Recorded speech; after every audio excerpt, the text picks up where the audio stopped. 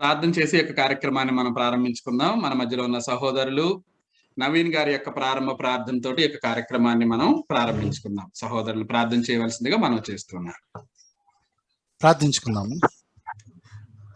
ప్రేమగల మా తండ్రి, దయగల దేవ, మరి ఒకసారి మీ పాద సన్నిధి చేరి జ్ఞానించుకునే భాగ్యం మాకు అనుగ్రహించినందుకు స్తుతులు, స్తోత్రములు, వందనములు తండ్రి. ప్రభా, ఈ సాయంకాలం దినమున ప్రభా ఈ జూమ్ యాప్ ద్వారా ఈ కూటమిని ప్రభా మీరు ఏర్పాటు చేయించినందుకు స్తుతులు, స్తోత్రములు తండ్రి. ఈ కుటుంబంలో పాల్గొన్న ప్రతి ఒక్కరిని దీవించండి, ఆశీర్వదించండి.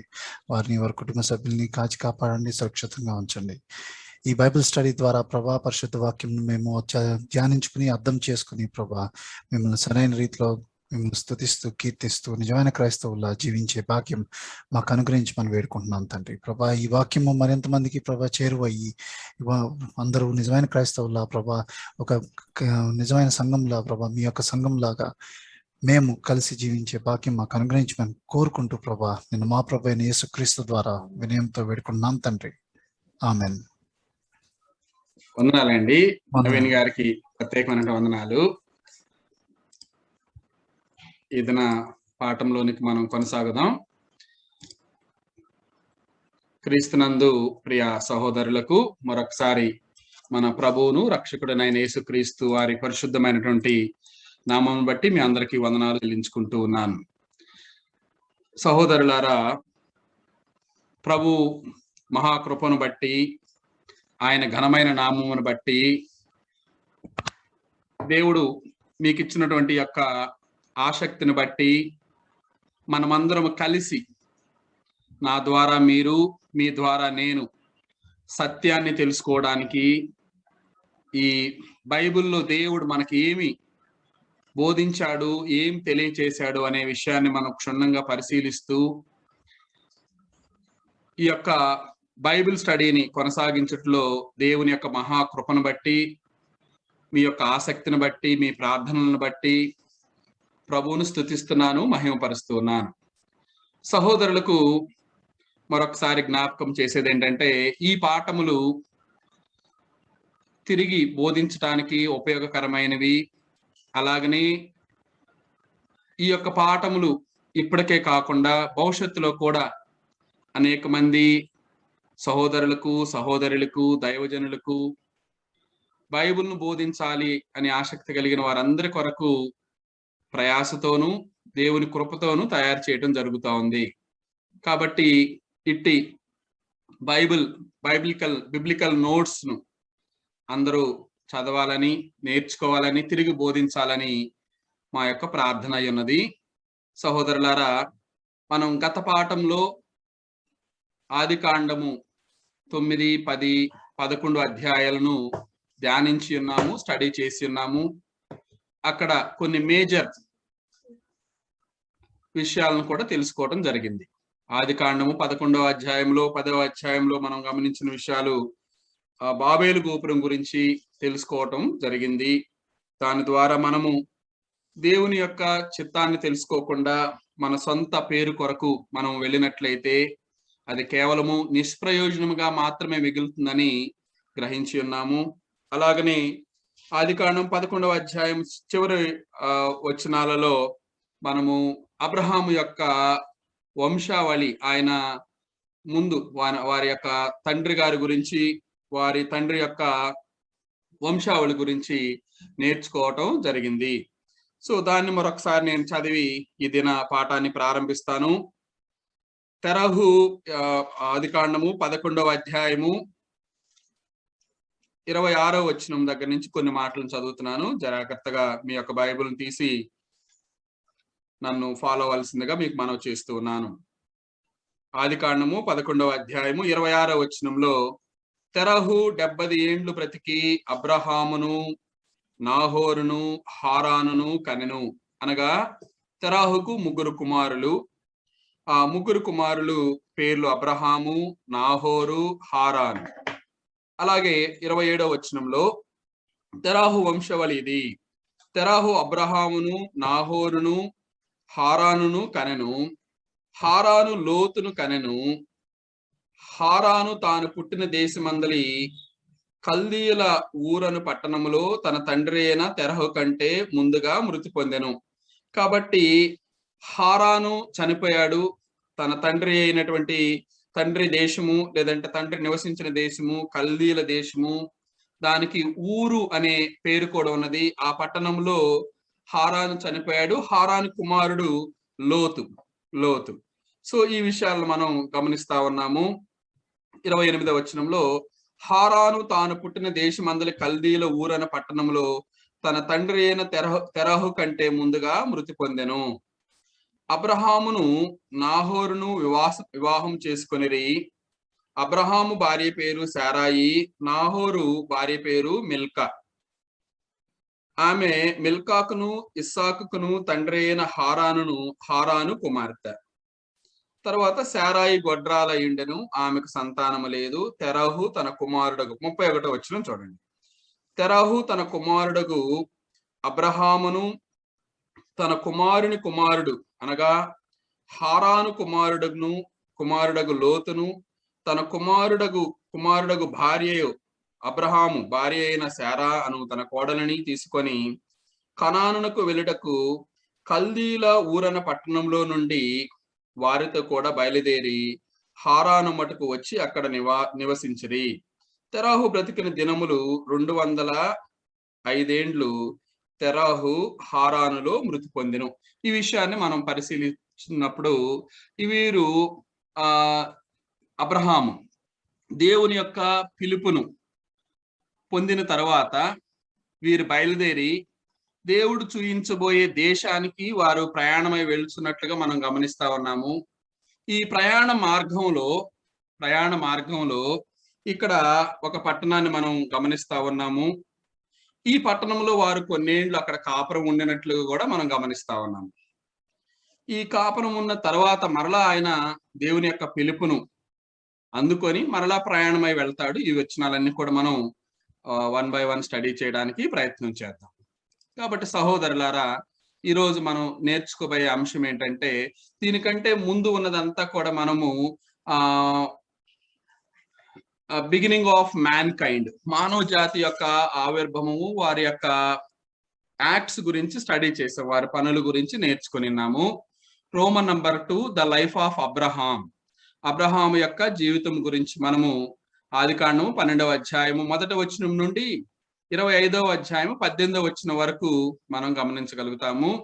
హెడ్డింగ్ మీరు రాసుకోవాల్సిందిగా మనం చేస్తా ఉన్నాం. ద లైఫ్ ఆఫ్ అబ్రహాం యొక్క జీవితము గురించినటువంటి విషయాలు. దీనిలో సబ్ పాయింట్స్ ఇచ్చాం. మరలా ఏ పాయింట్ ఏంటంటే, దేవుడు అబ్రహామును పిలుచుట మరియు ఆయనతో నిబంధన చేసుకొనుట అనే విషయాన్ని మనం ఆదికాండము 12వ అధ్యాయం 1వ వచనం నుండి 14వ అధ్యాయం 24వ వచనం వరకు ఈ దేవుడు అబ్రహాంతో మాట్లాడటం, ఆయనకు వాగ్దానం చేయటము, నిబంధనను ఏర్పాటు చేసుకోవటం మనం గమనించగలుగుతాం.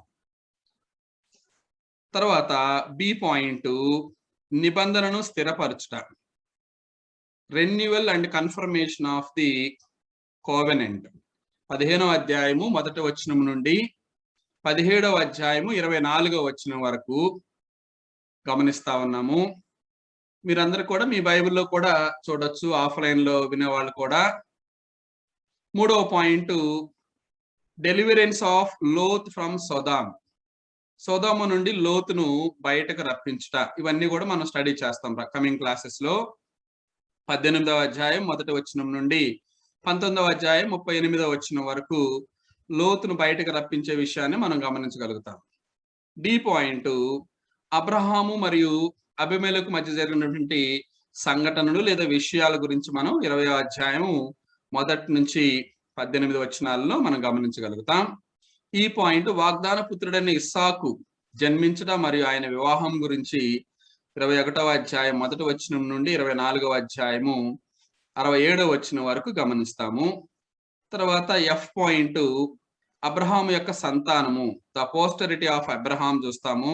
అబ్రహాం 25వ అధ్యాయము 1 నుంచి 18 వచనాలు. ఇదండి ఈ రోమన్ నంబర్ 2లో మనం నేర్చుకోబోయే అన్ని విషయాలు. దీన్ని ఇన్ డీటెయిల్డ్ గా 1 by 1 మరలా మనం స్టడీ చేస్తాం. కాబట్టి ఈ రోజు మనం నేర్చుకోబోయేది ఏ పాయింట్ గురించి మనం స్టడీ చేస్తాం. కాబట్టి ఈ ఎఫ్ పాయింట్స్ మీరు అందరూ బ్రీఫ్ గా నోట్ చేసుకోవాల్సిందిగా మనం చేస్తున్నాం.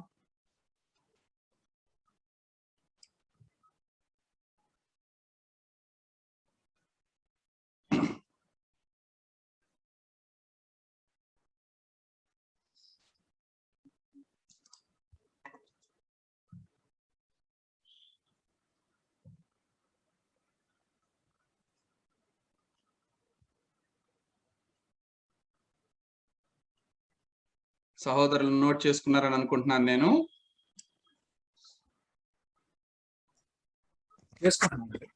Okay, thank you. నెక్స్ట్ అండి, ఫస్ట్ పాయింట్ మనం స్టడీ చేద్దాం. Abraham's call. ఒక్కసారి వెనక్కి వెళ్తారా? Last point. Okay brother, okay, sorry అండి. No problem. కొంత ఇంగ్లీష్ నవీన్ గారి కొరకు కూడా తయారు చేయడం జరుగుతా ఉంది. వారు ఇంగ్లీష్ లోనే చిన్నప్పటి నుంచి చదువుకున్నారు కాబట్టి వారికి అర్థమయ్యేలాగానే కొన్ని పాయింట్స్ ఆయన కొరకు కూడా తయారు చేయడం జరుగుతా ఉంది. కాబట్టి కొంచెం ఈజీ అవటం కొరకు తెలుగు పదాలు కొన్ని మీకు అర్థం కాదు కాబట్టి మీ కొరకు తయారు చేయడం జరుగుతా ఉందండి నవీన్ గారు. థ్యాంక్ యూ అండి. అంటే తెలుగులో తప్పుగా రాసుకుంటే లేనిపోయిన భయం, అదేంటి కాంటెక్స్ట్ మారిపోద్దని భయం అండి. అందుకని కొన్ని మెయిన్ పాయింట్స్ మీ కొరకు ఇంగ్లీష్ లో తయారు చేస్తా ఉన్నాం, రాస్తా ఉన్నాం. చక్కగా చూడండి.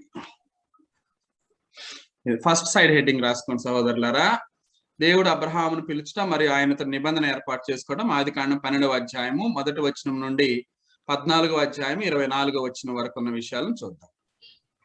దేవుడు అబ్రహామును పిలుచుట మరియు ఆయనతో నిబంధన. అందులో మరల సబ్ పాయింట్స్. పాయింట్ 1, అబ్రహామును పిలుచుట, the call of Abram. The call of Abraham.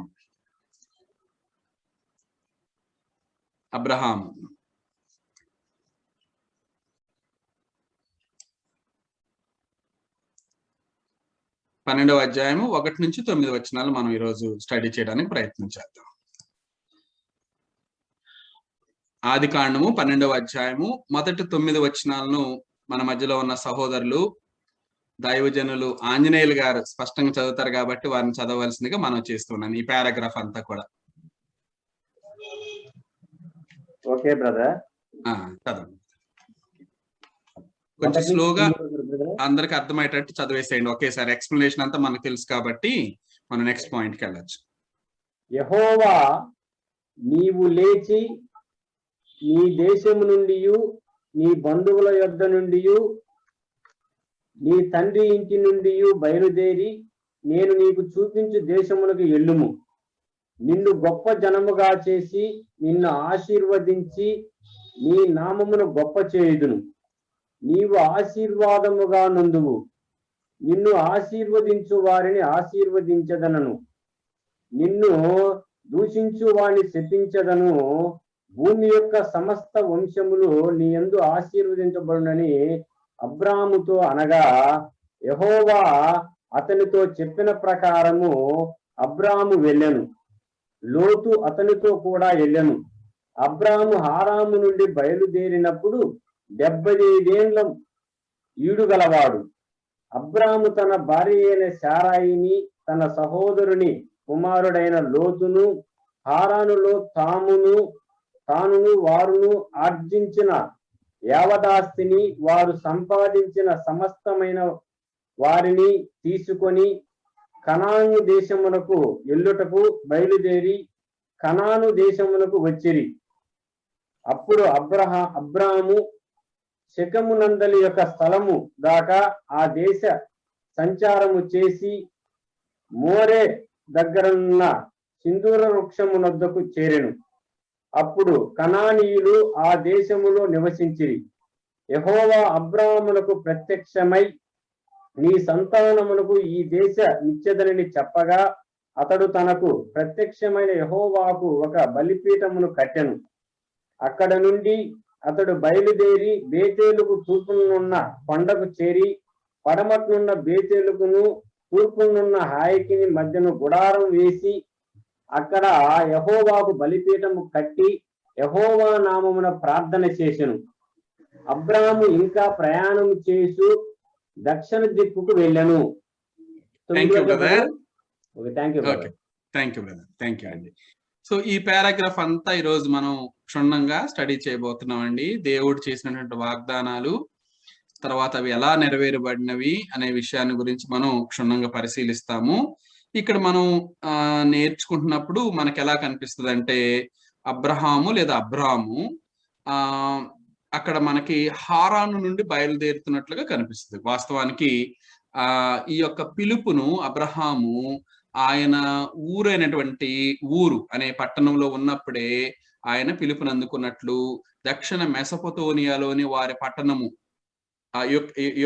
Euphrates నది పక్కన ఉంటుంది. అది అక్కడే ఆయన ఆ పిలుపుని అందుకొని ఆ పిలుపు ప్రకారము మార్గ మధ్యంలో కనానుకు వెళ్లే మార్గ మధ్యంలో హారాను అనే పట్టణంలోనికి వారు ప్రవేశించి అక్కడ కొన్నేళ్లు అనగా వారు తన సంపదను పెంచుకునేంత సమయం అక్కడ ఉన్నట్లుగా మనం గమనిస్తా ఉన్నాం. దేవుడు ఆ విధంగా ఆశీర్వదించినట్లు కూడా మనం స్టడీ చేస్తా ఉన్నాం. ఇది స్మాల్ బ్యాక్గ్రౌండ్ అండి.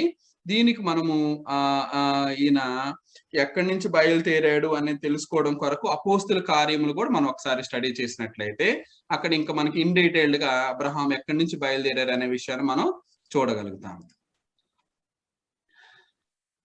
అబ్రహాము యొక్క ప్రయాణం దక్షిణ మెసొపొతేమియాలోని ఊరు అనే పట్టణం నుండి అబ్రహామును దేవుడు పిలిచెను. దానికి రెఫరెన్స్ గా అపోస్తుల కార్యములు 7వ అధ్యాయము 2 నుండి 4 వచనాల్లో మనం స్టెఫెను మాట్లాడే సందర్భాన్ని గ్రహించడం ద్వారా మనం తెలుసుకోవచ్చును. అందుకు స్టెఫెను చెప్పినదేమనగా, సహోదరులారా, తండ్రులారా వినుడి. మన పితరుడైన అబ్రహాము హారానులో కాపురముండక మునుపు మెసొపొతేమియాలో ఉన్నప్పుడు మహిమగల దేవుడు అతనికి ప్రత్యక్షమై, నీవు నీ దేశమును నీ స్వజనమును విడిచి బయలుదేరి నేను నీకు చూపించబో దేశమునకు రమ్మని అతనితో చెప్పెను. దీన్ని అర్థం చేసుకున్నట్లయితే మనము ఆయన ఇక్కడ హారానునకు రాక ముందే దేవుని యొక్క పిలుపుని అందుకొని ఆ పిలుపు ప్రకారమే ఆయన మార్గ మధ్యంలో ఉన్నట్లుగా మనం గమనించగలుగుతాము. కాబట్టి హారాను లేదంటే ఇక్కడ మనం గమనించినట్లయితే అబ్రహాము తండ్రి తెరాహు, కొంతమంది ఏమని ఆలోచిస్తారంటే తెరాహు ఆలోచన చొప్పున వాళ్ళు కనాను దేశం వెళ్ళాలనే ప్రయాణం అయ్యారు అన్నట్లుగా చెప్తారు. కానీ వాస్తవానికి ముందే ఆయన పిలుపుని అందుకున్నట్లుగా గ్రంథం మనకు తెలియచేస్తా ఉంది. ఆ పిలుపులో భాగంగానే వారు ఆ యొక్క హారానుకు వచ్చినట్లుగా మనం గమనించాలి. అది ఒక మధ్యప్రదేశము, మజిలీ అంటారు కదా, లాంగ్ డిస్టెన్స్ ట్రావెల్ చేశాక కొంత రెస్ట్ తీసుకుంటా ఉంటారు. ఎందుకంటే పూర్వకాలం మందు మనలాగా వాహనాలు లేవు, మనలాగా ఇంత ఫెసిలిటీస్ లేవు. కాబట్టి వారు ప్రయాణం చేస్తూ మధ్యలో ఒక చోట ఆగటము, మైదాన ప్రదేశము లేదంటే ఇంకేదైనా చూసుకొని ఆగటము, లేదంటే ఊరు దగ్గర ఆగటము, కొంత విశ్రాంతి తీసుకొని తర్వాత మరలా ప్రయాణం అయ్యి బయలుదేరుతా ఉంటారు. అదే ప్రాసెస్ లో ఆ హారాను దేశంలో అక్కడ వాళ్ళు ఉన్నట్లుగా మనం గమనించగలుగుతా ఉన్నాము. కాబట్టి ఎక్కడి నుంచి వీళ్ళు బయలుదేరారంటే మెసొపొతేమియాలోని ఊరు అనే పట్టణం నుండి బయలుదేరినట్లుగా మనం అర్థం చేసుకోవచ్చు. తర్వాత ఎందుకు దేవుడు ఇక్కడ స్పష్టంగా అబ్రహాముని నీ ఊరును స్వజనులను నీకు కలిగినది మొత్తాన్ని వదిలేసుకొని రమ్మన్నాడు అంటే ఆయన ఒక గొప్ప దైవజనుడుగా పేరు పొందాలి. ఎందుకంటే వారి యొక్క తండ్రి విగ్రహారాధికులు, అన్యులు. మనం ఆ విషయాన్ని కూడా మనం యెహోషువ గ్రంథంలో చూడగలుగుతాము. యెహోషువ గ్రంథము 24వ అధ్యాయము 2-3 వచనాలు ఒకసారి చదువుతారా ఎవరైనా సహోదరులారా? యెహోషువ గ్రంథము 24వ అధ్యాయము 2-3 వచనాలు.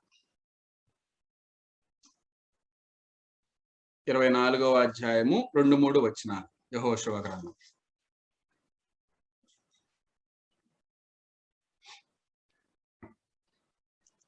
Okay brother. 24 2-3 వచ్చిన. యెహోషువ జనులందరితో ఇట్లనెను, ఇజ్రాయేలీయుల దేవుడైన యెహోవా చెప్పునది ఏమనగా, ఆది కాలము నుండి మీ పితరులు అనగా అబ్రహాముకును నాహోరుకును తండ్రి అయిన తెరహు కుటుంబీకులు నది యూఫ్రటీసు అద్దరిని నివసించి ఇతర దేవతలను పూజించిరి. అయితే నేను నది అద్దరి నుండి మీ పితరుడైన అబ్రహామును తోడుకొని వచ్చి కనాను దేశమునంతటా సంచరింపజేసి అతనికి సంతానమును విస్తరింపజేసి అతనికి ఇస్సాకును ఇచ్చి తిని. ఓకే బ్రదర్, ఓకేనండి. గమనించారండి ఈ వచనమును గమనిస్తే కొంత బ్యాక్గ్రౌండ్ ఇన్ఫర్మేషన్ మనం అబ్రహాం ఫ్యామిలీ నుంచి గ్రహించవచ్చు. అబ్రహాము తండ్రి తెరహు ఆయన అన్యుడని విగ్రహారాధికుడని మనం తెలుసుకుంటా ఉన్నాం. ఎందుకంటే ఒక దైవజనుడు ఆ విధమైనటువంటి స్వభావంలో నుంచి కంప్లీట్ గా బయటికి రావాలి.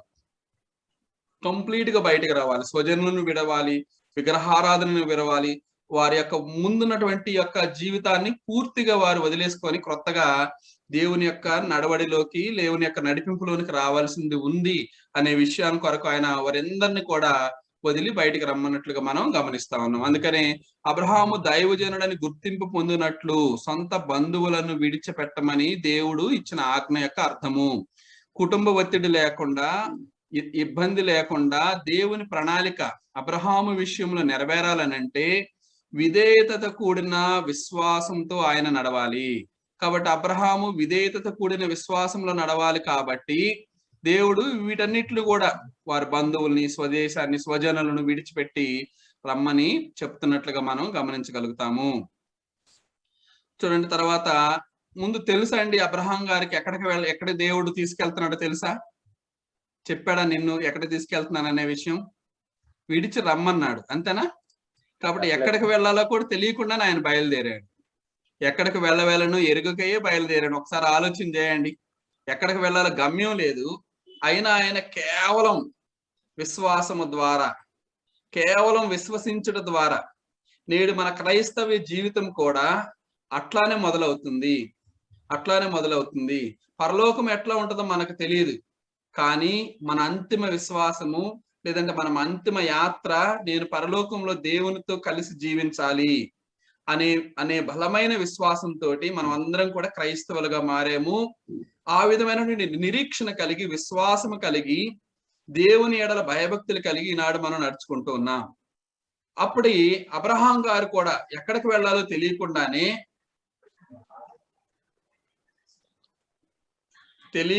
ఆయన బయలుదేరి విశ్వాసమును బట్టి ఆయన దేవుని యొక్క మాటను అంగీకరించి దేవునికి విధేయుడయ్యి ఆయన చెప్పిన ప్రదేశానికి ఆయన బయలుదేరినట్లుగా చూడగలుగుతా ఉన్నాం. ఎందుకంటే మనలాంటి వ్యక్తి కాదు అబ్రహాము.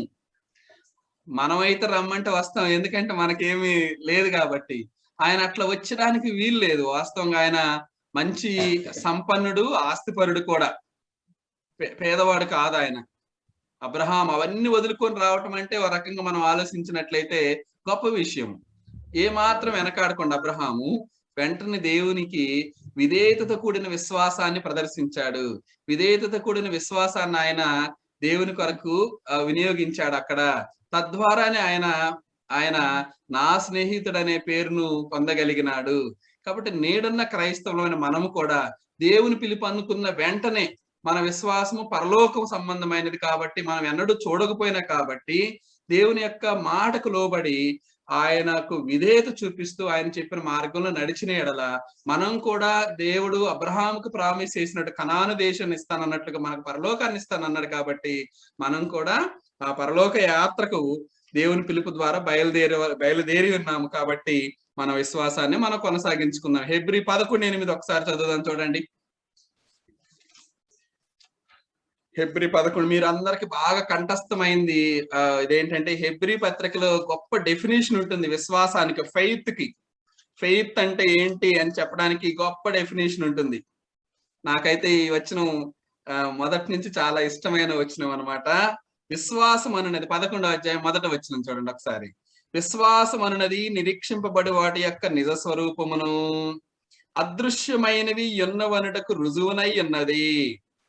విశ్వాసం అనున్నది నిరీక్షింపబడి వాటి యొక్క నిజ స్వరూపమును, నిరీక్షణ వాటి యొక్క నిజ స్వరూపము, అదృశ్యమైనవి ఉన్నవనుటకు రుజువునై ఉన్నది. అదృశ్యము, పరలోకం అదృశ్యం, మనకు అనిపించకపోవచ్చు, ఉన్నవి. అలానే దేవుడు అదృశ్యుడు, ఆయన ఉన్నవాడు. కాబట్టి మన నిరీక్షణ ఏంటంటే అదృశ్యుడైన దేవుడు సర్వశక్తిమంతుడు మనకు దేవుడై ఉన్నాడు. నేడు ఆయన ఇచ్చే ఫలాన్ని మనం పొందబోతున్నామనే నిరీక్షణ. అలానే అబ్రహాం గారికి కూడా అట్టి నిరీక్షణ, దేవుడు చెప్పిన మాటకు ఆయన విశ్వాసంతో కూడిన విధేయతను చూయించాడు. తద్వారా ఆయన విశ్వాసాన్ని బట్టి పిలుపునకు లోబడాడు. 8వ వచనం చూడండి. అబ్రహాము పిలువబడినప్పుడు విశ్వాసమును బట్టి, ఎందుకంటే ఒక రకంగా చెప్పాలంటే ముందుగా ఆయన అన్యుడు, వారి తల్లిదండ్రులు విగ్రహారాధికులు. మరి దేవుడు చెప్పిన మాటను విశ్వసిస్తున్నాడంటే ఎంత గొప్ప విషయమో చూడండి. ఎంత విశ్వాసం అంటే ఇంకా ఏదన్నా కానివ్వండి, మనవాళ్ళు అంటారు కదా పెద్దవాళ్ళు, ప్రాణం పోయినా కానీ మాట ఇంకా మళ్ళా గుడ్డిగా నమ్మేయటం ఇంకంతే. అంత బాగా విశ్వసించాడు అబ్రహాము. అంటే దేవుడు సర్వోన్నతిని కంటే ఇంకేం కావాలి మనకైనా? విశ్వసించట్లో ఎందుకు మనం వెనకాడాలి? కొన్ని విషయాల్లో భౌతిక సంబంధమైనటువంటి కొన్ని ఇబ్బందులు వచ్చినప్పుడు కొన్ని డెసిషన్స్ తీసుకోవడానికి మనం వెనకాడతాం. కానీ గ్రంథం అట్లా చెప్పట్లేదు. దేవుడు ఏం చెప్పాడు? దాన్ని కంప్లీట్ గా విశ్వసించండి, అది మీకు దొరుకుతుంది అని చెప్తాం మనం గమనిస్తా ఉన్నాం. కాబట్టి అబ్రహాము పిలువబడినప్పుడు విశ్వాసమును బట్టి ఆ పిలుపునకు లోబడి తాను స్వాస్థ్యముగా పొందనయున్న ప్రదేశమునకు బయలు వెళ్ళెను. మరియు ఎక్కడికి వెళ్ళవలెనో అది ఎరుగక బయలు వెళ్ళెను.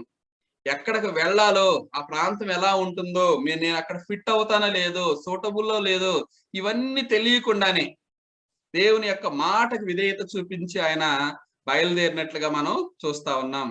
నేడు మనం కూడా సహోదరులారా, దేవుడు మనకు చూపించబోయే సువార్త పరిచర్య కానివ్వండి, కష్టాలు కానివ్వండి, ఇంకేదన్నా ఉనండి, సువార్త పరిచర్యలో ఆయన ఒక ప్రదేశాన్ని, ఒక ప్రాంతాన్ని, వ్యక్తులను చూపించినప్పుడు ఏమాత్రం వెనకాడక ముందుకు కొనసాగి మన విశ్వాసాన్ని ప్రదర్శించవలసిన వారమై ఉన్నామని మీకు తెలియజేస్తా ఉన్నాను. కాబట్టి ఇక్కడ మనం గమనించిన విషయము, పిలుపునకు లోబడటం, అబ్రహాము యొక్క ప్రయాణం మొదలవటం మనం గమనించాము. అలానే Galatians 3rd chapter 8 to 9 verses కూడా మనం చదివినట్లయితే, గలతీ 3వ అధ్యాయము 8 నుండి 9 వచనాలు చదువుకున్నట్లయితే, గలతీ 3వ అధ్యాయం, సువార్త ముందుగా ఆయనకు ప్రకటింపబడింది అనే విషయాన్ని మనం అక్కడ చూడగలుగుతాం. గలతీయులకు 3వ అధ్యాయము 8-9 వచనాలు చదువుకుందాం. 8-9. దేవుడు విశ్వాస మూలముగా అన్యజనులను నీతిమంతులుగా తీర్చునని లేఖనములు ముందుగా చూచి, అన్యజనులను నీతిమంతులుగా తీర్చునని లేఖనములు ముందుగా చూచి, నీ యందు అన్యజనులందరూ ఆశీర్వదింపబడుదురు అనే అబ్రహామునకు సువార్త ముందుగా ప్రకటించను. సువార్త ముందుగా ప్రకటించిన, క్రీస్తును గూర్చిన వార్త ముందుగా అబ్రహామునకు ప్రకటింపబడిను. తద్వారా ఆయనలో విశ్వాసం రగిలింది. నేడు మన విశ్వాసము కూడా క్రీస్తు వారిని బట్టి, క్రీస్తుని బట్టి. కాబట్టి ఈ విషయము సహోదరులారా అబ్రహామునకు మర్మముగా చెప్పబడినది. సంఘం గురించి కూడా అబ్రహాముకి తెలియజేయడం జరిగింది, అది కూడా మర్మముగా తెలియజేయబడింది. కానీ అబ్రహాము ఆ యొక్క మహిమ గల సంఘంలో ఉండాలని ఆశపడ్డాడు. అదే విషయాన్ని మనము హెబీ పత్రికలను చూడగలుగుతాం. ఇందాక చదువుకున్నట్లు ఆ మహిమ గల సంఘంలో నేను కూడా నివాసం చేయాలని ఎదురు చూశాడు అబ్రహాము కూడా. మీరు ఒకసారి ఆ విషయాన్ని గమనించినట్లయితే హెబ్రీ పత్రిక 11వ అధ్యాయము 10వ వచనం చూసినట్లయితే, హెబ్రీ పత్రిక 11వ అధ్యాయం 10వ వచనం చూసినట్లయితే ఆ మర్మముగా ఆయన ఎదురు చూశాడు. ఏలయనగా దేవుడు దేనికి శిల్పియు నిర్మాణకుడనై ఉన్నాడో పునాదులు గల ఆ పట్టణము కొరకు అబ్రహాము ఎదురు చూస్తుండెను. అంటే సంఘంలో ఉండాలని అబ్రహాము కూడా కాంక్షించాడు, క్రీస్తును చూడాలని కాంక్షించాడు. ఆయన స్థాపించబోయే ఆ పట్టణాన్ని, ఆ రాజ్యంలో పాలు పంపులు పొందాలని ఆయన కూడా ఆశపడ్డాడు. సహోదరులారా, నేడు అబ్రహాముకు లేని గొప్ప ఆశీర్వాదము నేడు నీవు నేను అనుభవిస్తా ఉన్నాం, నీవు నేను పొందుతా ఉన్నాం. దేవుడు అట్టి ఆశీర్వాదమును క్రీస్తు ద్వారా, సంఘము ద్వారా మనకు అనుగ్రహించాడు. కాబట్టి అబ్రహాము ఎదురు చూసిన పట్టణంలో మనం నివాసిస్తున్నాము. మనము ఈ విషయాన్ని బట్టి సంతోషాన్ని పొందవలసిన వారమై ఉన్నామని తెలియజేస్తా ఉన్నాను. కాబట్టి సహోదరులారా, ఇంకా తర్వాత మనం గమనించినట్లయితే తెరాహుకు 3 కుమారులని, అబ్రహాము, ఆయన భార్య శారాయి, నాహోరు, ఆయన భార్య మిల్కా, హారాను, ఆయన కుమారుడు లోతు, వారి యొక్క ఫ్యామిలీ గురించి ఇక్కడ తెలియజేయటం జరిగింది.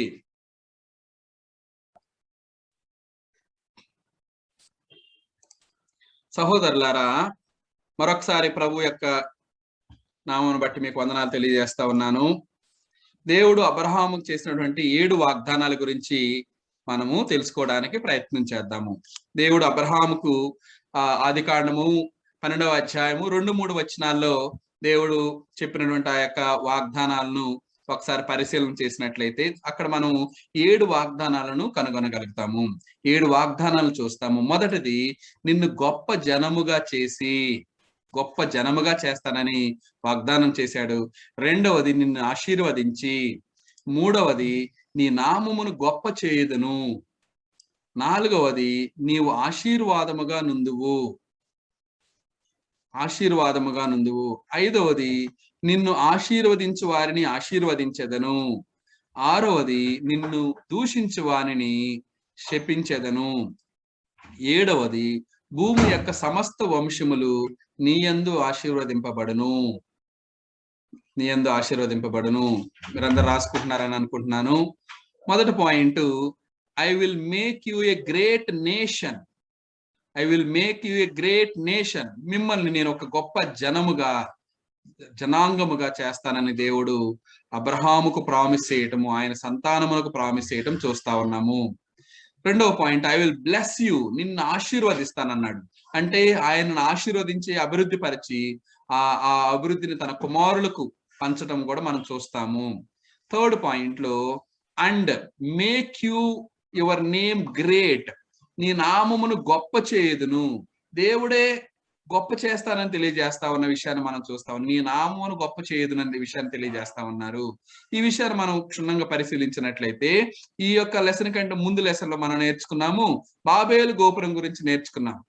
గోపురం గురించి నేర్చుకునేటప్పుడు అక్కడ కొందరు వ్యక్తులు చేసే ఆలోచన ఏంటంటే గొప్ప గోపురం కట్టి పేరు సంపాదించుకుందాం అనుకున్నారు. చూడండి సహోదరులారా, పేరు సంపాదించుకోవటం అంటే దేవుని యొక్క చిత్తము లేకుండా, ఆయన గొప్ప చేయకుండా పేరు సంపాదించుకోవటం అనేది నిరర్ధకము. ఈ లోకంలో మనం ఏం సంపాదించుకున్నా కానీ అది నిష్ప్రయోజనము, నిరర్ధకము. ఏదైతే దేవుని ద్వారా మనం పొందుతామో అది శాశ్వతమైనది, అది నిత్యం ఉండేది, అది మహిమకరమైనది. కాబట్టి ఏదైతే మనం దేని కొరకైతే ప్రాకులాడుతూ ఉంటామో ఈ లోకంలో, అది భౌతిక సంబంధమైనది. ఆ భౌతిక సంబంధమైనది నిరర్ధకము. ఆనాడు అక్కడ బాబేలు గోపురం దగ్గర ఉన్న వారి చేయు ప్రయత్నం ఎట్లయితే విఫలమైందో, ఎట్లయితే అది మధ్యలోనే స్టాప్ అయిపోయిందో, మనది కూడా అంతే, మన జీవితాలు కూడా అంతే. కానీ దేవుని ద్వారా అయితే మనకి ఏదైతే మనం పొందగలుగుతున్నామో అది మాత్రం శాశ్వతమైనది. అట్లాంటి గొప్ప నామాన్ని నీకు ఇస్తానని అబ్రహాముకు ప్రామిస్ చేశాడు. మనందరికి తెలుసు, నేడు యూదులు కూడా అబ్రహాము మాకు తండ్రి అని చెప్పుకోవడానికి వాళ్ళు చాలా సంతోషిస్తారు. కాబట్టి సహోదరులారా, అబ్రహామును నా స్నేహితుడు అని కూడా దేవుడు తెలియజేయటం జరిగింది. ఆయన అంత గొప్ప విశ్వాసాన్ని ప్రదర్శించాడు. నీవు ఆశీర్వాదముగా నుందువు అంటే ఆయన ఉంటే బ్లెస్సింగ్ అన్నమాట. ఆయన ఉన్న చోట బ్లెస్సింగ్ అన్నమాట. నిన్ను ఆశీర్వదించు వారిని ఆశీర్వదించెదను. నిన్ను ఆశీర్వదించి వారిని ఆశీర్వదించెదను, నిన్ను దూషించు వారిని శపించెదను. ఈ విషయాన్ని మనం చూడడం కొరకు, నిన్ను దూషించి వారిని శపించెదను అనే విషయాన్ని తెలుసుకోవడం కొరకు, ఆ కనానులు కరువు వచ్చినప్పుడు మా అబ్రహాము, శారాయి వీరిద్దరు కలిసి ఐగుప్తు దేశంలోనికి వెళ్తారు. ఐగుప్తు దేశంలోకి వెళ్ళినప్పుడు శారాయి అందంగా ఉండడాన్ని బట్టి అక్కడున్న వారు శారాయిని ఫరో రాజు ఎదుటికి తీసుకెళ్ళినప్పుడు దేవుడు ఫరో రాజు యొక్క కుటుంబానికి శ్రమలు పెడతాడు, శపిస్తాడు. తద్వారా ఆయన ఫరో రాజు తెలుసుకొని మరలా ఇన్ని భార్య అని ఎందుకు చెప్పలేదని చెప్పేసి అక్కడ అబ్రహాము తోటి శారాయిని పంపించడము, ఆయనకు సంపదను ఇవ్వటము మనం అందరం కూడా గమనించగలుగుతాం. అంటే నిన్ను దూషించే వారిని శపించదు, అంటే నీకు అన్యాయం చేసే వారిని నేను కూడా వారి మీద పగ తీర్చుకుంటాను, లేదా వారిని కూడా నీ శత్రువులు నా శత్రువులు అన్నట్టు మాట. నీ శత్రువులు నాకు కూడా శత్రువులే అన్నట్టుగా దేవుడు అబ్రహాముకు చేస్తా ఉన్నాడు ప్రామిస్. అలానే భూమి యొక్క సమస్త వంశములు నీ యందు ఆశీర్వదింపబడును. భూమి యొక్క సమస్త వంశములు క్రీస్తు ప్రభు ద్వారా ఆశీర్వాదంలోనికి వస్తాయనే విషయాన్ని మనం ఇక్కడ గమనిస్తా ఉన్నాము. సో ఈ విషయాలను మనం బ్రీఫ్ గా స్టడీ చేయటం వల్ల there are 3 major parts we will observe these 3 words. వీటి నుంచి మనం కొన్ని మేజర్ పాయింట్స్ చూడొచ్చు. God's promise to Abraham in is premillennialism true అంటే 1000 ఏండ్ల పరిపాలన అనే సిద్ధాంతము కరెక్టా అనే ప్రశ్న ఇక్కడ మనం గమనిస్తా ఉన్నాము. ఆదికాండము 12వ అధ్యాయము 1 నుండి 3 వచనాల్లో తెలియజేసినటువంటి ఆ యొక్క దేశాన్ని స్వతంత్రించుకోవడానికి, ఆ పరిపాలన గురించి మాట్లాడేటప్పుడు కొందరు వ్యక్తులు దీన్ని తప్పుగా అర్థం చేసుకుంటా ఉంటారు. The promise had 3 major parts. దేవుడు ప్రామిస్ చేసిన విషయాల్లో 3 ప్రాముఖ్యమైనటువంటి భాగాలను మనం గమనించవచ్చు. ఒకటి, the great nation would arise from his descendants. ఆ అబ్రహాము సంతానము ద్వారా ఒక గొప్ప జనాంగం ఏర్పడుతుంది, దేశం ఏర్పడుతుంది అనే విషయాన్ని మనం చూస్తాం. ఒక జాతి. The land of Canaan would be possessed by his descendants.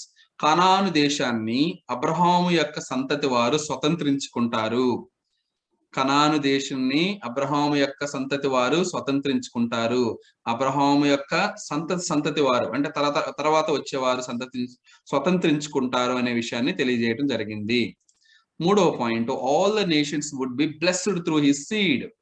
So అన్ని సమస్త జనులు, శరీరులు, వంశములు, మీరందరూ కూడా ఆయన వంశం నుండి వచ్చినటువంటి సీడ్, క్రీస్తు ప్రభు ద్వారా, క్రీస్తు ద్వారా వారందరూ కూడా బ్లెస్డ్, ఆశీర్వదింపబడతారు, రక్షింపబడతారు, బ్లెస్ చేయబడతారు అనే విషయాన్ని చూస్తా ఉన్నాము. All elements of the promise have been fulfilled. ఈ ఎలిమెంట్ ఇవన్నీ కూడా దేవుడు ఏవైతే వాగ్దానం చేశాడో అవన్నీ కూడా నెరవేరబడ్డాయి అనే విషయాన్ని మనం గ్రహిస్తాము. వాగ్దానంలో అన్ని విషయాలు నెరవేర్చబడినాయి అనే విషయాన్ని ఈ యొక్క పాఠంలో మనం తెలుసుకుంటాము, నేర్చుకుంటాము. తర్వాత దీనిలో first point the great nation would arise from his descendants అనే పాయింట్ గురించి మనం చూద్దాం. గ్రేట్ నేషన్ ఎలా ఏర్పడింది వారి యొక్క సంతతి వారి కొరకు అనే విషయాన్ని మనం చూస్తాము. Great nation, the nation promise was fulfilled in Israel. Israel యొక్క దేశము ద్వారా, జనాంగము ద్వారా ఈ యొక్క గ్రేట్ నేషన్ అనేది ఫుల్ఫిల్ అయింది అనే విషయాన్ని మనం చూస్తా ఉన్నాం. Now Israel become a nation. ఇజ్రాయేలీలు ఒక దేశంగా, ఒక జనాంగంగా ఏర్పడ్డారు. ద్వితీయోపదేశ కాండము 26వ అధ్యాయం 9వ వచనము, నిర్గమాకాండము 19, 20 అధ్యాయాల్లో ఈ విషయాన్ని మనం చూడగలుగుతాం. ద్వితీయోపదేశ కాండము 26వ అధ్యాయము 9వ వచనం నేను చదువుతున్నాను. ఒకసారి మనం గమనించినట్లయితే ద్వితీయోపదేశ కాండము 26వ అధ్యాయము 9వ వచనం. ఈ స్థలమునకు మనలను చేర్చి పాలు తేనెలు ప్రవహించు దేశమయున్న ఈ దేశమును మనకిచ్చెను. చూడండి, ఈ స్థలమునకు మనలను చేర్చి, ఇజ్రాయేలును చేర్చి పాలు తేనెలు ప్రవహించు దేశమయున్న ఈ దేశమును మనకిచ్చెను.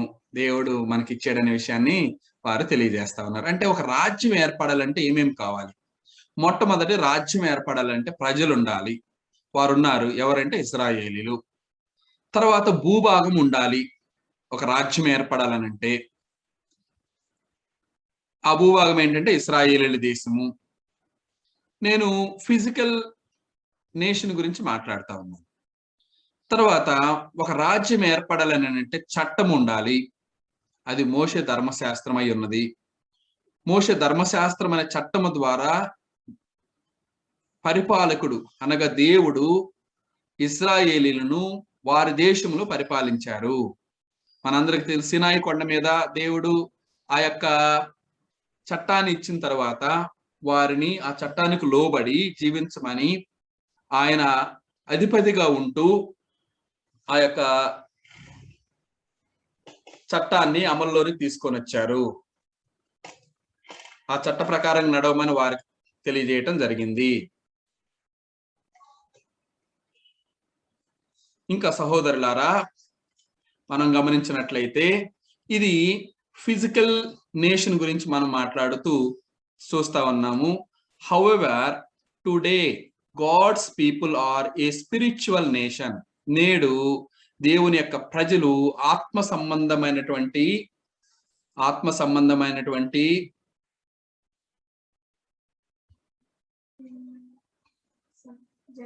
జనాంగంగా ఉన్నారు. ఆత్మ సంబంధమైన జనాంగంగా ఉన్నారు. స్పిరిచువల్ నేషన్, ఆత్మ సంబంధమైనటువంటి జనాంగము, స్పిరిచువల్ ఇజ్రాయెల్. ఈ విషయాన్ని మనం తెలుసుకోవడానికి జెర్మియా 31 31 to 34 చూడొచ్చు. ఇర్మియా గ్రంథము 31వ అధ్యాయము. ఇర్మియా గ్రంథము 31వ అధ్యాయము.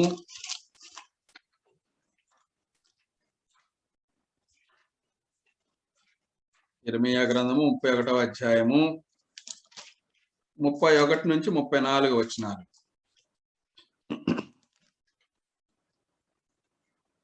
ఇదిగో నేను ఇశ్రాయేలీయుల వారితోనూ యూదా వారితోనూ క్రొత్త నిబంధన చేయు దినములు వచ్చుచున్నవి, ఇదే యెహోవా వాక్కు. అది ఐగుప్తులో నుండి వారిని రప్పించుటకై నేను వారిని చేయి పట్టుకుని దినమున వారి పితరులతో నేను చేసిన నిబంధన వంటిది కాదు. నేను వారి పెనిమిటినయ్యనైనను వారు ఆ నిబంధనను భంగము చేసుకొనిరి, ఇదే యెహోవా వాక్కు. ఈ దినములైన తరువాత నేను ఇశ్రాయేలీయుల వారితోనూ యూదా వారితోనూ చేయబోయే నిబంధన ఇదే. వారి మనసులలో నా ధర్మ విధి ఉంచెదను, వారి హృదయముల మీద దానిని వ్రాసెదను. యెహోవా వాక్కు ఇదే. నేను వారికి దేవుడినై యుందును, వారు నాకు జనులగుదురు అనే విషయాన్ని ఇక్కడ మనం చూస్తా ఉన్నాము. సహోదరులారా, ఇక్కడ ఏం తెలియజేస్తా ఉన్నారంటే స్పిరిచువల్ నేషన్ గురించి మాట్లాడటం జరుగుతా ఉంది. ఆత్మ సంబంధమైనటువంటి జనాంగాన్ని ఆయన ఏర్పాటు చేసుకోబోతున్నాడు. ఆ జనాంగం కొరకు ఆయన ఒక నిబంధన ఏర్పాటు చేసుకోబోతున్నాడు. ఆ యొక్క నిబంధనను ఆయన వారి యొక్క మనసులలో ఉంచుతాను అని తెలియజేస్తా ఉన్నారు. అందుకని స్పిరిచువల్ నేషన్ గురించి మనము ఇర్మియా గ్రంథంలో చూడొచ్చు. అలానే హెబ్రీ పత్రిక 8వ అధ్యాయము 10 నుండి 13 వచనాల్లో కూడా చూడొచ్చు. హెబ్రీ పత్రిక 8వ అధ్యాయము 10 నుండి 13 వచనాలు నేను చదువుతున్నాను చూడండి. ఆ దినములైన తరువాత ఇశ్రాయేలు ఇంటి వారితో నేను చేయబోయే నిబంధన ఏదనగా, వారి మనస్సులో నా ధర్మ విధులను ఉంచెదను, వారి హృదయముల మీద వాటిని వ్రాయుదును. నేను వారికి దేవుడినై యుందును, వారు నాకు ప్రజలై యుందురు. మరి ఎవడును ప్రభువును తెలుసుకొనడని తన పట్టణస్థునికైనను తన సహోదరునికైనను ఉపదేశము చేయడు. ఇలా చదువుకుంటూ పోతే మన 13వ వచనం ఒకసారి చదువుకుందాం. ఆయన క్రొత్త నిబంధనని చెప్పుట చేత మొదటిది పాతదిగా చేసి ఉన్నాడు. ఏది పాతదిగా ఉడిగిపోవునో అది అదృశ్యమగుటకు సిద్ధముగా ఉన్నది. కనుక సహోదరులారా, పాత నిబంధన అనేది తీసివేయటం జరిగింది. క్రొత్త నిబంధన అనే చట్టము ఇప్పుడు అమలులో ఉన్నది. ఒకవేళ క్రీస్తు ద్వారా కుమారులుగా ఉండుటకు పిలువబడిన వారు ఈ చట్టానికి లోబడి జీవించాలి, నడవాలి. అప్పుడు మాత్రమే వారు దేవుని యొక్క ప్రజలుగా లేదా దేవుని యొక్క బిడ్డలుగా పిలువబడతారు. కాబట్టి మనము ఈ క్రొత్త నిబంధన చట్టాన్ని, క్రీస్తు ద్వారా వచ్చిన ఆ చట్టాన్ని మన జీవితాల్లో అమలుపరచవలసిన వారమై ఉన్నాము. ఆ స్పిరిచువల్ నేషన్ లో ఆయన ఏలుబడిలో మనం జీవించాలనంటే ఆయన చట్టానికి లోబడి జీవించాల్సిందే, ఆయన చెప్పిన విధులకు లోబడి జీవించవలసిందే. అప్పుడు మాత్రమే మనము ఆయన యొక్క ప్రజలుగా ఉంటాము, ఆయన బిడ్డలుగా ఉంటాము. తర్వాత మనం చదువుకున్నట్లయితే ఈ న్యూ కింగ్డమ్ గురించి మనం ఒకసారి చూసినట్లయితే, this new kingdom was prophesied and brought into the existence. ఈ క్రొత్త రాజ్యము గురించి ప్రవచనాలు మనకు యెషయా గ్రంథంలో, దానియేలు గ్రంథంలో, యావేలు గ్రంథంలో ప్రవచించడం జరిగింది. యెషయా 2, డానియేల్ 2, జోయల్ 2లో ఈ యొక్క ప్రవచనాలు మనం చూడగలుగుతాము. వాటి యొక్క నెరవేర్పు అనేది అపోస్తుల కార్యములు 2వ అధ్యాయంలో మనం చూడగలుగుతాము. యెషయా 2 ఈజీ టు రిమెంబర్ అండ్ బాగా మనం గుర్తుపెట్టుకోవడానికి ఈ సంఘము గురించి, ఆ యొక్క రాజ్యము గురించి, పరలోక రాజ్యము గురించి మనం తెలుసుకోవాలంటే యెషయా గ్రంథం 2వ అధ్యాయం 2 నుండి 3 వచనాలు, దానియేలు గ్రంథం 2వ అధ్యాయం 36 నుంచి 45 వచనాలు, యావేలు గ్రంథము 2వ అధ్యాయం 28 నుంచి 29 వచనాలను మనం ప్రాఫెసీ అంటే ప్రవచనములుగా మనం చూసుకుంటే, ఈ ప్రవచనముల యొక్క నెరవేర్పు అనేది మనందరికి తెలుసు. అపోస్తుల కార్యంలో 2వ అధ్యాయంలో అక్కడ మనము ఈ యొక్క సంఘం ఏర్పడటము, ప్రభువే ఆ సంఘములోనికి రక్షింపబడిన వారిని చేర్చడము మనం చూస్తా ఉన్నాము. రక్షణ సువార్తను ప్రకటించినప్పుడు అనేకులు మారు మనసు పొంది సుమారు 3,000 మంది అక్కడ రక్షణలోనికి వచ్చినట్లుగా, మారు మనసు పొంది బాప్తీసం పొందినట్లుగా, అయ్యలారా మేమేం చేయాలని అడిగినట్లుగా మనం గమనించగలుగుతాము. కనుక సహోదరులారా, ఈ న్యూ కింగ్డమ్, ప్రామిస్ చేసిన కింగ్డమ్ ఎగ్జిస్టెన్స్ లోనికి వచ్చేసింది. ఏదైతే ప్రవచనంగా చెప్పబడిందో అది ప్రత్యక్షమైంది, కార్యరూపం దాల్చింది. అపోస్తల కార్యములు 2వ అధ్యాయంలో ఆ విషయాన్ని మనం చూడగలుగుతా ఉన్నాము. అలాగనే this Kingdom is now existence. ఆ రాజ్యం ఇప్పుడు ఏలుబడిలో ఉన్నది. కొలసి 1వ అధ్యాయము 13వ వచనంలో మనం చూడగలుగుతాము. ఆయన మనలను అంధకార సంబంధమైన అధికారంలో నుండి విడుదల చేసి తాను ప్రేమించిన తన కుమారుని యొక్క రాజ్య నివాసులుగా చేసెను. అంధకార సంబంధమైన అధికారంలో నుండి విడుదల చేసి తాను ప్రేమించిన తన కుమారుని యొక్క రాజ్య నివాసులుగా. ఇప్పుడు మనం అందరం ఆ రాజ్యంలో ఉన్నాము. రక్షణ పొందిన మనమందరం కూడా ఆ రాజ్యంలో ఉన్నాము. ఆయన రాజ్యం కింద ఏలుబడులు జీవిస్తూ ఉన్నాము, చెలిస్తూ ఉన్నాము. ఆయనలో మన యొక్క ఉనికిని కలిగి ఉన్నాము, మనుగడ చెలిస్తూ ఉన్నాము. క్రీస్తు మనకు అధికారి. ఆయన మన యొక్క శిరస్సు అయి ఉన్నాడు. ఆయన సంఘమునకు శిరస్సు అయి ఉన్నాడు. అలాగనే మనము ఆయన యొక్క సంఘములోని శరీర అవయవములను మనమందరం కూడా, సంఘము శరీరంలో అవయవములన్నీ కూడా క్రైస్తవులు. కాబట్టి ఆయన రాజ్య నివాసులుగా మనం అందరం కూడా ఉన్నామనే విషయాన్ని ఇక్కడ మీకు తెలియజేస్తా ఉన్నాను. ఏంటి ఆ రాజ్య నివాసం అని అంటే, చర్చ్ ఈస్ ద కింగ్డమ్. సంఘమే ఆ యొక్క రాజ్యము. ఏదైతే దేవుడు సంకల్పించాడో, ఎప్పుడు సంకల్పించాడు అని అంటే, దీని గురించి ఆయన అనాదిలోనే సంకల్పించాడు.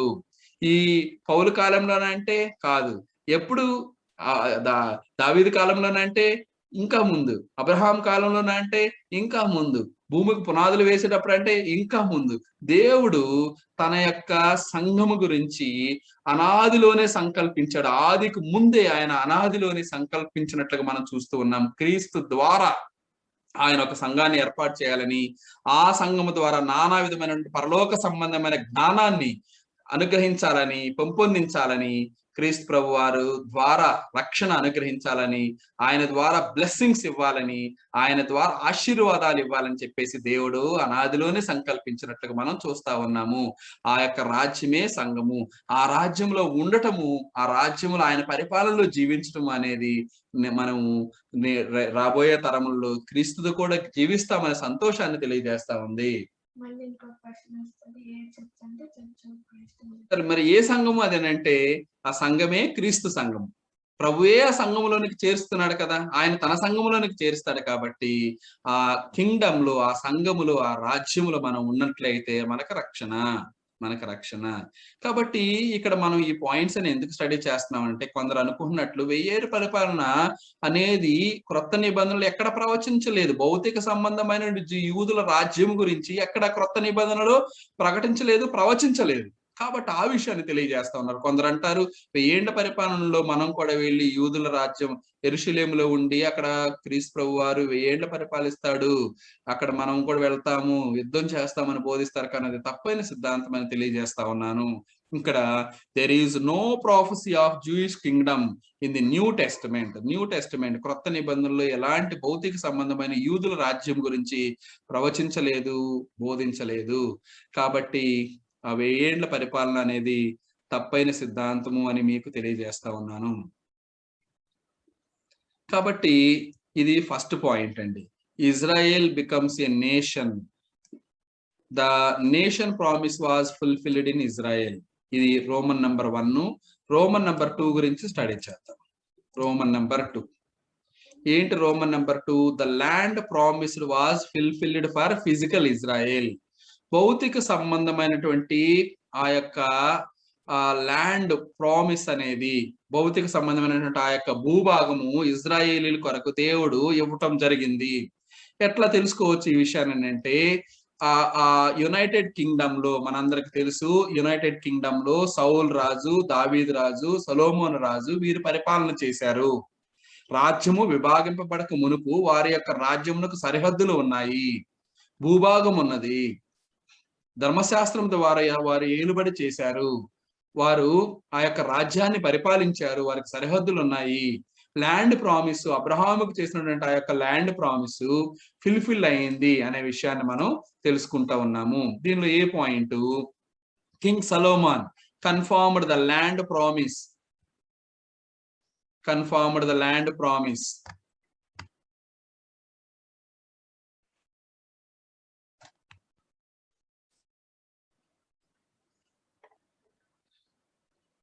King Solomon confirmed the land promise had been fulfilled. సలోమోను రాజు ఆ ల్యాండ్ ప్రామిస్ ని ఫుల్ఫిల్ చేసినట్లుగా క్లెయిమ్ చేసుకున్నారు.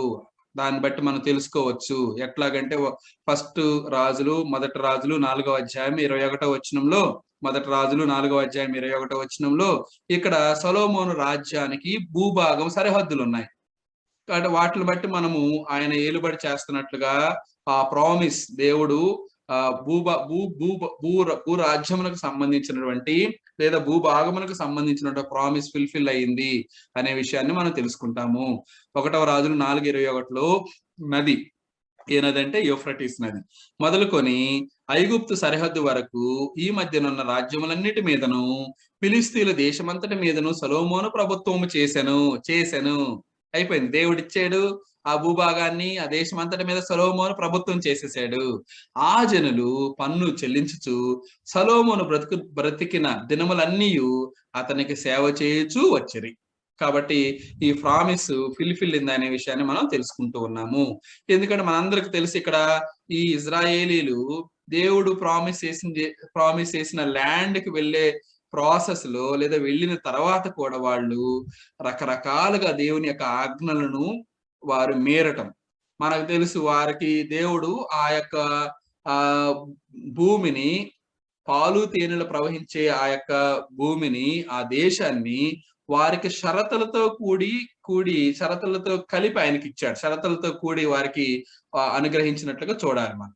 ఎందుకంటే ఆయన చెప్పాడు, మీరు ఈ అన్ని దేవతలని దేనిని కూడా పూజించకూడదు, చేయకూడదు, మీ దేశంలో పెట్టకూడదు అని అంటే మీరు పదే పదే దేవుని యొక్క ఆజ్ఞలను మీరటం, దేవుడు వారిని ఎవరో ఒక శిక్షలోనికి పంపించటము, చెరలోనికి పంపించటము, మరలా వారు వేడుకోవటం, మరలా తీసుకొని రావటము, ఈ ఫైనల్ గా దేవుడు ఈ భూ సంబంధమైన ఆశీర్వాదమును కంప్లీట్ గా AD 70లో తీసేసినట్లుగా మనం గమనిస్తాము. ఎందుకంటే వీరు పదే పదే వారి యొక్క అన్ఫెయిత్ఫుల్నెస్ వల్ల పోగొట్టుకున్నారు. The Jews were restored to the land but they lost it again. మరలా పోగొట్టుకున్నారు బికాస్ ఆఫ్ అన్ఫెయిత్ఫుల్నెస్. 70 ఏండ్లు వాళ్ళు బబులోను చెరలోనికి వెళ్తారు, తిరిగి వస్తారు. మరి వచ్చిన తర్వాత అలా విధేయతతో ఉన్నారని అంటే లేదు. వారి యొక్క అవిశ్వాసము ద్వారా మరలా వారు పోగొట్టుకున్నారు. మనందరికి తెలుసు AD 70లో యెరూషలేం పట్టణము మరలా కాల్చివేయబడింది. Complete destroying. భూ సంబంధమైన ఆ యొక్క కింగ్డమ్ అనేది, యూదుల రాజ్యం అనేది ఇక లేకుండా పోయింది అనే విషయాన్ని మనం 1వ తెస్సలోనియులకు 2:16 ద్వారా తెలుసుకోగలుగుతాం. ఒకసారి నేను చదువుతున్నాను చూడండి. 2వ తెస్సలోనియులకు 2వ అధ్యాయము 16వ వచనం. 1వ తెస్సలోనియులకు 2వ అధ్యాయము 16వ వచనం. 2:16. ఆ యూదులు తమ పాపములను ఎల్లప్పుడూ సంపూర్తి చేయుటకై ప్రభువైన యేసును ప్రవక్తలను చంపి మమ్మల్ని హింసించి అన్య జనుల రక్షణ పొందుటకై వారితో మేము మాట్లాడకుండా మమ్మల్ని ఆటంకపరచుచు దేవునికి ఇష్టలు కాని వారును మనుషులకు అందరికి విరోధులై ఉన్నారు. కాబట్టి ఇట్లాంటి విషయాల ద్వారా, దేవునికి విరోధమైన క్రియలు చేయటం ద్వారా వారు ఆ యొక్క ప్రామిస్డ్ ల్యాండ్ ని పోగొట్టుకోవటం జరిగింది. కాబట్టి దేవుడు ఎక్కువగా స్పిరిచువల్ నేషన్ గురించి ఆయన ఆలోచన చేశారు. ఈ ఫిజికల్ నేషన్ గురించి ఆయన ఎక్కువ ఆలోచన చేయలేదు. ఇక్కడ కూడా మనం గమనించినట్లయితే 1000 ఏండ్ల పరిపాలన గురించినటువంటి ఏ యొక్క ప్రవచనం కూడా క్రొత్త నిబంధనలు లేదు అనే విషయాన్ని మనం గమనించగలుగుతా ఉన్నాం. There is no prophecy of the Jewish kingdom in the New Testament. 1000 ఏండ్ల పరిపాలన గురించి క్రొత్త నిబంధనలో ఎలాంటి ప్రవచనము లేదు.